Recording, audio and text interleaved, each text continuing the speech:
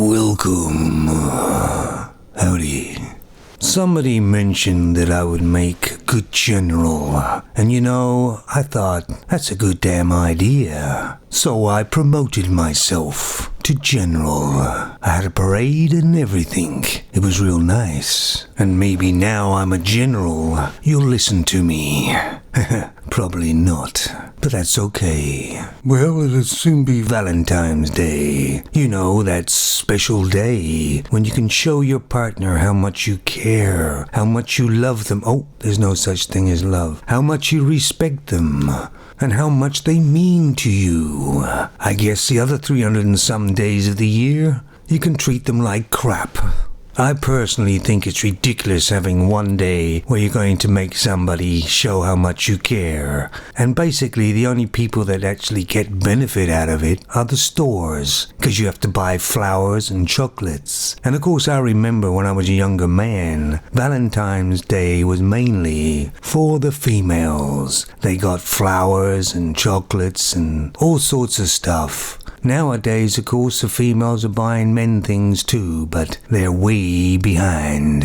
And of course, if the man forgets to send flowers or something to his female, all hell breaks loose, doesn't it? How entitled can it be? When I was in relationships, I never paid attention to Valentine's Day. I didn't need a day to tell me when to show I cared. I cared every day of the week. And if the female asks, say, well, you could at least get me some flowers. And I say, sure, I get some flowers, pay money for these flowers. You put them in a vase and then watch them die. Hardly romantic.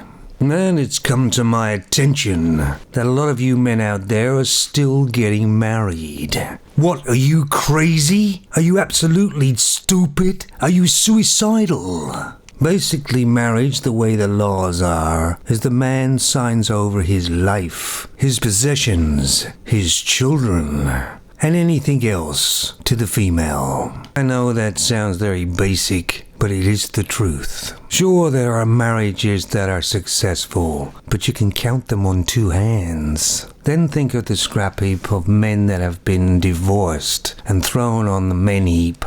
That's almost as high as Mount Everest. And the amount of money that's being spent on the marriage day nowadays, a lot of people in other countries, third world countries, could probably live their whole life and never spend that much. But they're all princesses and they each try to outdo each other. But I wish you luck anyway. You'll need it.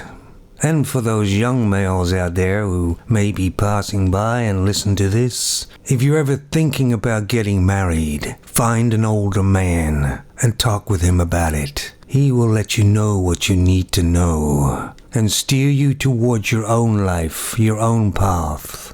And if you young men try to get advice and find a man telling you that marriage life is fantastic, it's the best thing he's ever done, his life would be nothing without his wife. She is such a perfect goddess, and he's just so lucky for her to be with him. Phone this number at the bottom of your screen. A military van will come round and pick him up. For those young men after the advice who's still contemplating marriage, drop and give me 50. You might be asking to yourself, why am I a 4-star general? Or why did I make myself a 4-star general? Well, it was the campaigns that I've been in with women.